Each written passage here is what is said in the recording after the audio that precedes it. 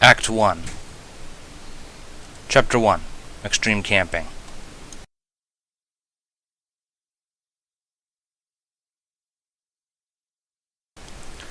It was my family's first time to go camping, so it was only natural for us to be excited.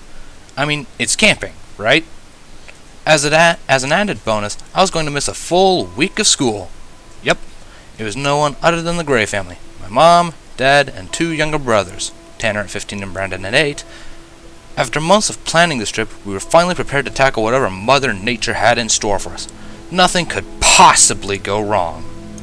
We arrived at the clearing in the forest that would soon become our sanctuary from the elements for the next few days. We piled out of the RV we rented for the trip and almost immediately began constructing what was sure to be the greatest campsite ever.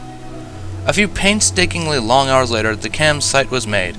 Well, mostly made.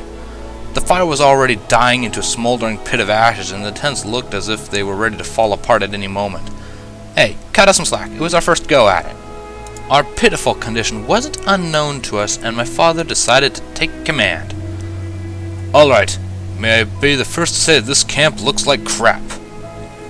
Good old Dad. He always knew the right thing to say. We need to step up our game pronto. Honey, you, Tanner, and Brandon get to work fixing those tents. I'll get the grub cooking. Hunter, he directed his attention to me. I want you to go get some firewood. Here, take this too. He handed me a hatchet, just in case you have to break some wood. I held the hatchet in my hands. It was a tad bit heavier than I had anticipated. The blade was much sharper, too, which would definitely help. I lazily swung it down to my side. Yeah, I can do that. My father planted his hand on my shoulder. Good. Do not let me down. As I left the campsite and entered the woods, I could hear my mom trying to convince Dad to trade jobs with her. I suddenly prayed that she was successful, remembering the last time Dad tried to make a meal from scratch. A shudder ran up my spine as I remembered the man stew's bitter taste. After a few minutes of wandering around, I collected a decent amount of firewood. As I headed back to the camp, a movement to the right caught my eye. Now, I've seen my fair share of horror movies to know what was about to go down, but my logical self assured me that I was just seeing things. I continued to the campsite. This time, though, with a quicker pace. Another movement, this time to the left. I could have sworn I heard a dog panting. I quickened to a jog. Something snapped behind me. I whirled around to face the cause of the noise. Nothing was in plain sight. Fear pulsed through my mind as my imagination began to play with the environment. I could have sworn I saw yellow, glowing spots in a bush. They almost looked like eyes. Eyes that were staring directly into mine. A chill ran through my veins, causing goosebumps to line my arms. I was officially terrified now. I sprinted to the camp, adrenaline coursing through my body. The ground suddenly pulled itself up to greet my face. I must have tripped over a root in my rush. Or was it a demonic hand trying to drag me into a deep, dark abyss? Maybe it was the tail of a carnivorous beast that could easily swallow me whole? Perhaps it was a tripwire that was slowly setting in motion the contraption that would ultimately end in my untimely demise. Would I dare look? It was a branch. Just a silly old branch. I chuckled at how stupid it was to think that an ordinary branch could have possibly... It started moving. The branch rose up from the dirt on four legs made of twisted vines and branches. A closer look revealed its entire canine body was fashioned in a similar manner. As it slowly turned its wooden skull towards me, I could see its pure, yellow, glowing, soulless eyes. It growled. Oh, sweet mercy, I'll never forget that growl. It sounded as if somebody took a large branch and scraped it across pavement as slowly as possible. I heard it behind me, too. I shot up from my prone position and whirled around to find 6 others between me and the campsite. To my displeasure, they were large. Each one rose to at least my stomach in height. They looked angry. And hungry. Every fiber of my being screamed at me to run. My eyes darted from left to right, desperate to find an escape. The abominations were everywhere. Oh. Except there. There was a small gap between 2 of them. The path would lead me further from the campsite, but I would prefer it rather than become a dog plant food. I tightly gripped my hatchet, my sole tool of defense, and charged to the gap. The 2 creatures, or timberwolves, as I decided to dub them, leaped up to meet me. I instinctively ducked down in mid-sprint. The claws barely grazed my back. Though they didn't apply enough pressure to rip open my back, I could tell the claws were sharp enough that it wouldn't require too much for them to do so. With a clear exit, I ran like my life depended on it. Heck, my life did depend on it. The chase began. As I ran deeper and deeper into the forest, the timberwolves were right on my heels. I was running for what felt like an eternity until I entered an open field in the woods. I glanced behind me to discover the amount of my pursuers had doubled. I made it halfway across the clearing when I was assaulted by an invisible force. I fell down on my back, dazed by the abrupt stop. The timberwolves had me surrounded. I scrambled as far away from them as I could. My back hit the unseen resistance. Colors warped around me as the barrier caved inward. With my hand that didn't have a death grip on the hatchet, I felt the strange substance. It was smooth, like a silky fabric. It was thin, too, almost as if I could cut through it with something sharp. Something sharp. I turned around and slashed the hatchet through the barrier. The result was very interesting. It was hard to describe, really. Though through the gaping hole I made, well, it was just a hole. There was nothing there. Randomly colored lights arced around inside every now and then, giving it the appearance of a storm. I could feel a part of me longing to enter the hypnotic enigma. A screeching howl jarred me back to reality. The timberwolves were writhing in agony. One of the beasts lifted its eyes to meet mine. I saw many things in those eyes. Anger, pain, hunger, hatred, and despair, to name a few. The others slowly rose and advanced as quickly as their trembling bodies would allow. I took a step back, knowing full well that they were still a threat. They started that accursed growling again and closed in. I backed up involuntarily, causing me to fall into the hole in reality. A loud crack filled the air as if lightning had struck nearby. Colorful arcs of lightning flashed around me as I hurtled through the nothingness. My body heated up as if I was suddenly stuffed in an oven. My jacket and jeans were no help to me whatsoever. A horrible headache threatened to split my skull in two. I was beginning to sweat through my gray t-shirt when another crack sounded. My body started to cool down as the cool earth absorbed my warmth. I thought I was deposited back in the forest. That was quickly changed as I started to take note of my surroundings.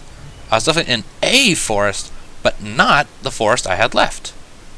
The trees, the dirt, the sounds, the colors, everything was different. Everything felt different. The air itself felt as if it was rejecting me. Unfortunately, one thing managed to stay consistent throughout the change. The noise of scraping wood sounded all around me. Timberwolves emerged from the shadows, eyes glowing demonically. I needed something to defend myself. My hatchet was lying at my feet. I quickly scooped it up and braced myself for the impending attack. One of the larger ones pounced. My brain went into overdrive as I connected the blade of my hatchet to the side of its head, quickly becoming stuck due to the force of the impact and the sap pouring from the wound. Needless to say, it died immediately. I was flooded with mixed emotions. I was awestruck, confused, excited, and depressed all at the same time. I killed another living being for the first time in my entire life. It was so easy. And now I had a fighting chance. I yanked my hatchet out of the newly made carcass and prepared for another attack. The wolves backed up with uncertainty on their faces, which I was happy to use to my advantage. I charged forward, ready to hack down anything that got in my way. Once they realized the tables had turned, they scattered, giving me a clear exit. I ran until the sun began to set. There was no way of knowing whether or not the wolves chased me, or for how long if they did. I was tired, hungry, and had no shelter. I had cuts and bruises everywhere from my journey. The only thing that could make this worse was... crack! Thunder rolled throughout the darkened sky as rain began to pour down. Was this? It seemed as if the strange place was out to get me. I pulled my dark blue hood over my head to shield my eyes from the downpour. Fortune smiled upon me that night as I stumbled upon a village. I was so overjoyed to see civilization that I stumbled through to the town. Not a single light was shining from the buildings. My only source of illumination was the occasional strike of lightning. Strange. I couldn't think of a better word. Not just the eerie silence, but the buildings themselves. It was as if I had wandered into a Renaissance fair. The buildings looked fairly new, but their design was far too old for this time period. I even spied a few circus tents in some areas. Out of all these sights, nothing was more outlandish than the 4-story life-size gingerbread house. I probably stared at that structure for at least half an hour before another clap of thunder jarred me out of my trance. I walked away from the building, looking back every now and then to see if my eyes were still working correctly. I soon found myself in a marketplace with various produce. Fresh produce, as it appeared to be. There was not a single spoiled fruit or vegetable in sight. I approached a wooden stand and loaded to the brim with apples and apple-related products protected from the raging storm by a green and white striped canopy. My stomach growled at the sight of all the beautiful food. In fact, it almost looked too beautiful. My hand hovered above a shining red apple. If it was real, then that would imply it had recently been picked, which meant someone would have had to pick it. It would also mean that people were recently here. But where would they be? Unless the food was plastic, in which case this place was either a closed or abandoned theme park. There were too many possibilities and only one way to narrow them down. I grabbed an apple and took a bite. It was delicious. I've never tasted anything quite like it before. It had the perfect amount of juiciness, crunchiness, and sweetness. I nearly cried when I finished. I needed more. I stuffed myself with various apple products, which probably wasn't the best of ideas, until I was filled. My hunger satisfied, I picked up my hatchet I dropped during my apple galore and moved on. The revelation of the fruit changed everything. If the food was real, then somebody had to pick it. But where was that somebody? It wasn't like someone would dump piles of food in the middle of nowhere and then leave, right? The silence was making me paranoid. I could practically feel eyes watching my every movement from the black windows, silently judging me, studying me. I needed to find shelter. The rain wasn't exactly giving me an easy time. After a close survey of my immediate surroundings, I concluded that the best structure that could shield me from the rain was a large treehouse. I say treehouse solely because I couldn't think of any better way to describe it. It wasn't your run-of-the-mill treehouse. This was literally a house made out of a tree. I know that it wouldn't provide much protection, especially with leaves and branches being my cover, but it was the best I could afford. The air became richer and richer with tension as I approached the odd structure. A shadow flashed across one of its many windows. I abruptly froze. There were definitely people here, more specifically in the house. I slowly snuck up to the tree, my back against its bark. I positioned myself in front of the door. If people really were present and it wasn't just my imagination, there would be no point in scaring the living daylights out of them by peeking through the window. It didn't even occur to me that the door was a few inches shorter than me. I lifted a fist to the door.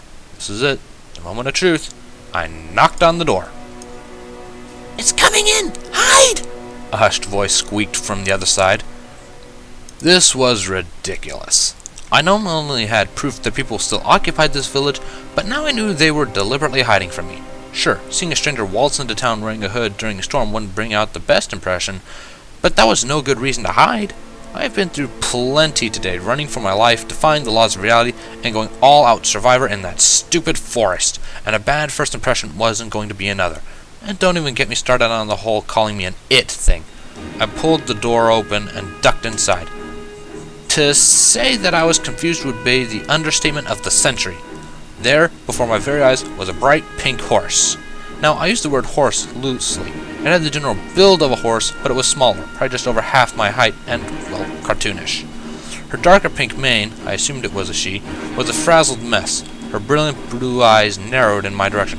She was standing behind a cannon locked onto the doorway, which meant, to my displeasure, it was locked at me. "Fire at will!" she screamed.